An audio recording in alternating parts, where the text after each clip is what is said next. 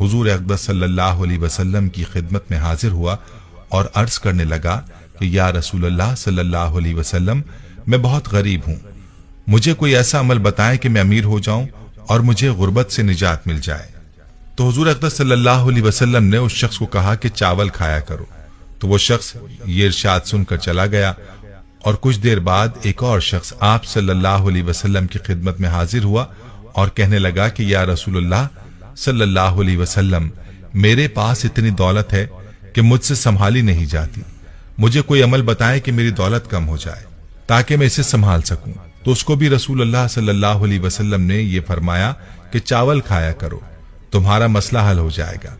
वो शख्स भी कुछ देर बाद चला गया तो बाकी असहाब ने आप सल्लल्लाहु अलैहि वसल्लम से अर्ज किया कि ये बात हमें समझ नहीं आई कि जो शख्स गरीब था उसको भी आपने चावल खाने को कहा और जो अमीर था उसको भी आपने चावल खाने को कहा। तो हुजूर अक़दस सल्लल्लाहु अलैहि वसल्लम ने फरमाया, याद रखो जब इंसान चावल बनाता है तो उसके खाने में चावल का एक दाना ऐसा होता है जो कि अल्लाह की रहमत और बरकत वाला होता है। गरीब को चावल खाने को इसलिए कहा कि जो शख्स गरीब है वो थोड़े से चावल खरीद सकेगा और चावल बहुत थोड़ी मिकदार में पका सकेगा और जब खाएगा तो वो एक एक दाना संभाल कर खाएगा और इस तरह वो रहमत और बरकत वाला दाना उस गरीब शख्स के पेट में चला जाएगा और ये उसके लिए उसके रिस्क में बरकत का सबब बनेगा। जबकि जो शख्स अमीर है वो चावल ज्यादा पकाएगा और जब खाने के लिए चावल निकालेगा तो भी ज्यादा निकालेगा और कुछ खाएगा और कुछ जाया करेगा। इस तरह से वो उस दाने को जाया कर देगा जो बरकत और रहमत वाला दाना होगा, लिहाजा उसके रिस्क से बरकत खत्म हो जाएगी और इसके रिस्क में कमी का सबब बनेगी। इस वाक़े का ताल्लुक बराह रास्त अल्लाह के इरशाद की तरफ है, जैसा कि अल्लाह रब्बुल इज्जत फरमाता है कि जब तुम अल्लाह का शुक्र अदा करोगे तो अल्लाह तुम्हारी इस नेमत में इजाफा फरमा देगा और रिस्क की नाकदरी का क्या नुकसान है।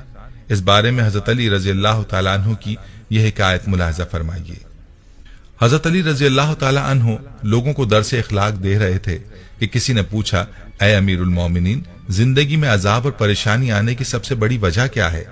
बस जैसे ही ये पूछा गया तो हजरत अली रजी अल्लाह अन्हु ने फरमाया, ऐ बंदा खुदा, अचानक से अजाब आने की सबसे बड़ी वजह अल्लाह के रिस्क की बद्दुआ है। तो वो शख्स पूछने लगा, या अली, रिस्क की बद्दुआ वो कैसे?